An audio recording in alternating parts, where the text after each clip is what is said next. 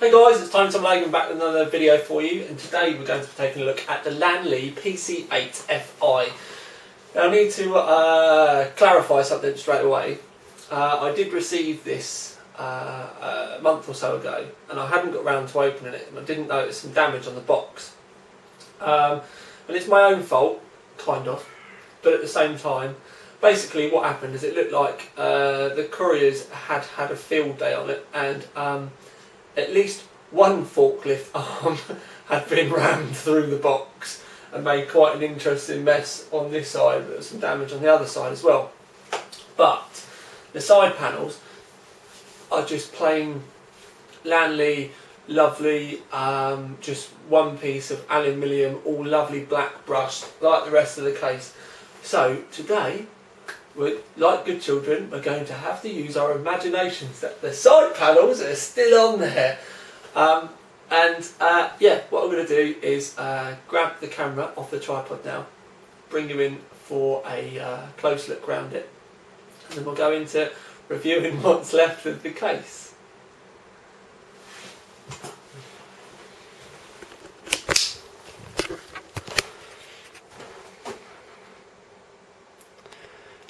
Right then, if we start at the top, the buttons are just lovely little plastic, lovely click ones. Lian Li did go through a stage, I'll try and get you to focus on the buttons, there you go.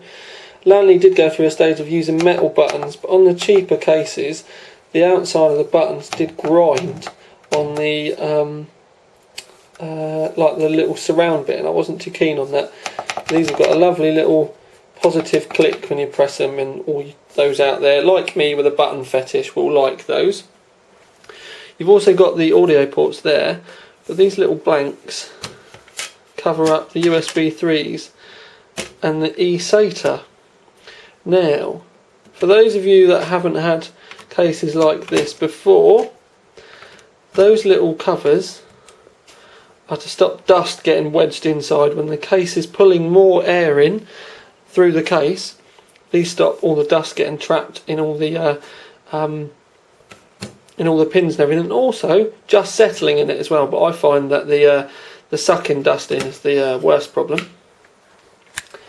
On the front, there's only 3 optical bays, and that one's got the 3.5-inch adapter in it as well. But you'll see why there's only 3 optical bays in a moment. But on the top, you'll see that there's this blanked off area, but you can see the 4 screws. Now this, quite funkily, also comes with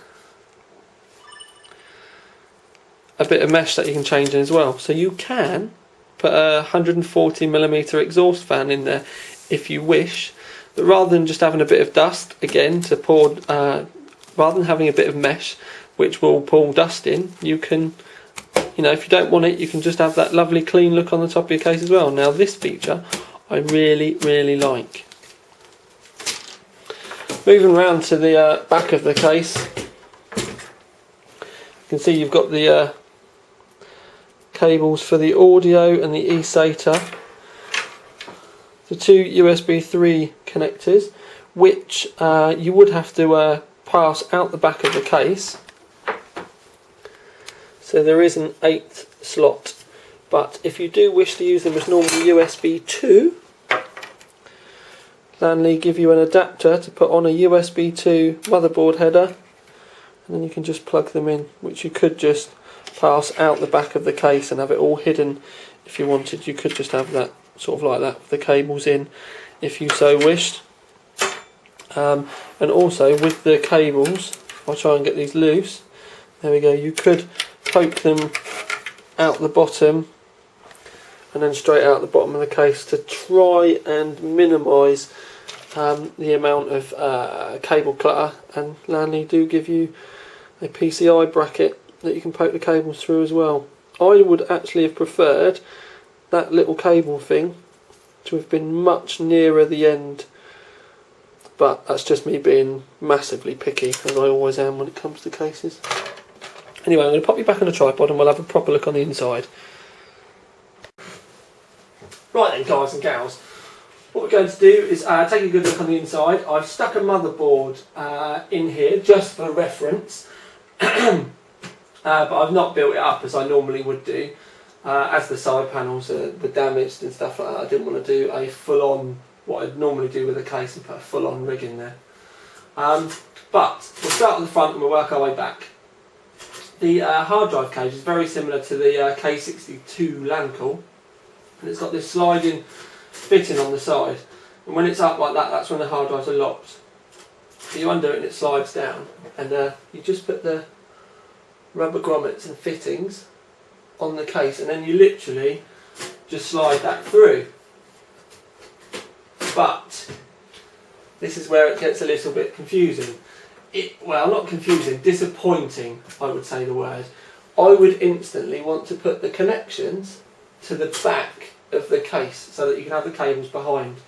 But the cage is designed in a way that they've got blanks at the back, parts at the back, so you can't do it that way. So the only way that you can fit it is with the hard drives out this way, and then you can lock it in. But then you have to have all the cables out on this side of the board. Now I would prefer to have had it the other way round. The hard drive cage can be removed completely, but it can't be turned round.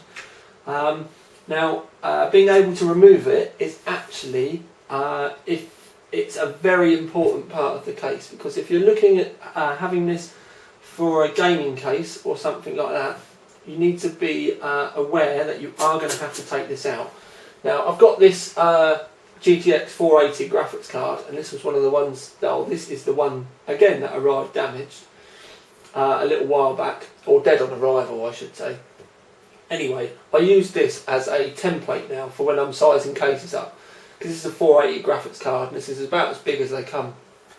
Now, if you want to fit a long graphics card like this, you have to take the hard drive cage out. There is no way that you can get a full length graphics card like this in without taking that graphics card out, without taking that hard drive cage out.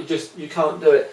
So a 480, a 580, a 570, 6950, 6970, 5870, all those big, long, beefy graphics cards, be aware that if you want to use this case is going to have to come out. And also, if you're going to be taking a graphics card in and out a lot, for some reason, you are going to have to bear that in mind. So the fact that the you have to have the hard drive round this way, and the fact that it has to be removed as well to fit full length graphics cards is a bit of a pain in the bum really. If you want to use like a normal graphics card, just grabbing a normal 460 for example, there's ample room. You can see that you can get it all in perfectly fine. You won't have any problems with a shorter card like that. I'm not sure where my ruler's gone, otherwise I would have told you exactly the width here. It is rather limited, but what I will say is at the end of the day, once your graphics card's in there, you won't have a problem. It's only the installing and removing that you're going to have to take this cage out. Again, at the back, as I said previously, you've got the extra slot which you can use to poke in your USB 3s out, but also if you're mad enough to want to use this case with something that's triple SLI or quad SLI, that extra slot will allow you to have the last graphics card dangling out the bottom and exhaust in the air should the design of the graphics card allow it. At the bottom you can see there are slots for the power supply. It doesn't seem to be a lot of air there, to be quite honest with you, or a lot of slots there, to be quite honest with you. I would personally run the power supply tilted upwards, as I have done with all the builds, so the fans at the top, rather than using these. Although there's ample room underneath the mounts for it to be able to drag air through, that's just my personal way I would have done things. The case does come with a 120mm fan at the back and 220mm at the front. The 220mm fans at the front come with dust filters as well. They're clear caged. The front ones have got LEDs, but the rear ones don't. The rear one's just a normal clear cage. The front ones do light up, and I do believe they light up blue. So, it's quite a short in and out review. I actually see this case being quite good for maybe a home server, or maybe for people that are going to be needing an immense amount of storage. It could also make a very tidy workstation board, as long as your workstation isn't going to be using massive quadro cards or something, something like that.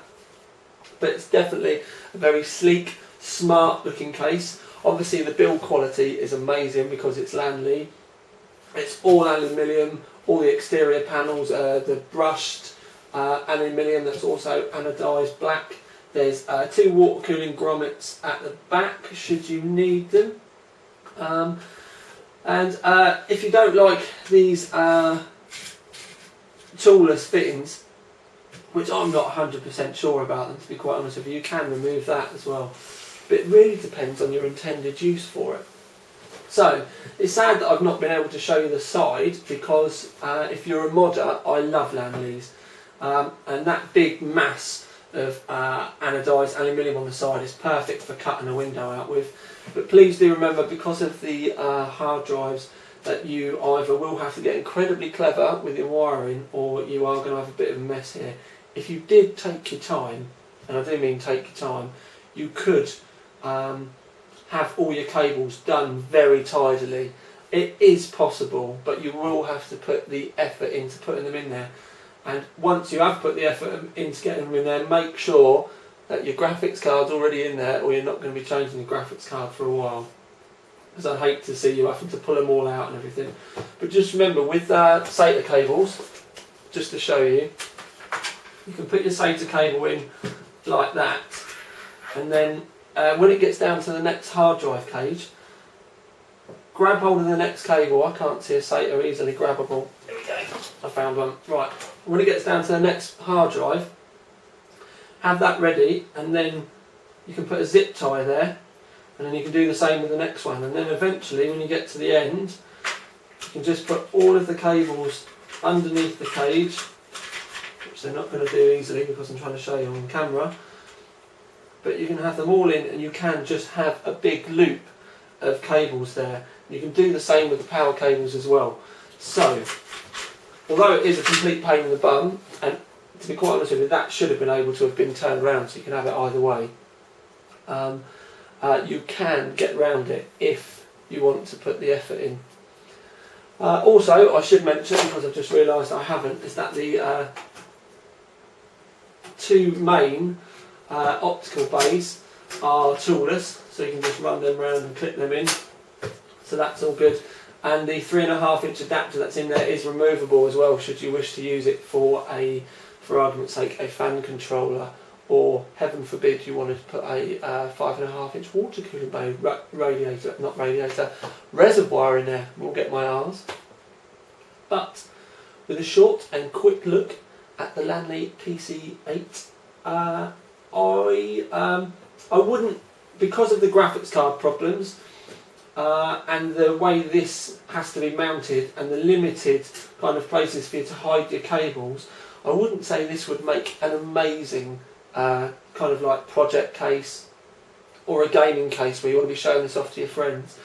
But as a home server or a workstation, kind of a professional machine, or even something that you're not particularly worried about what's inside, and you just want to build it, leave it, and it work, that would probably be a better use for it. But yeah, anyway, this is Tiny Tom Logan with another video for you.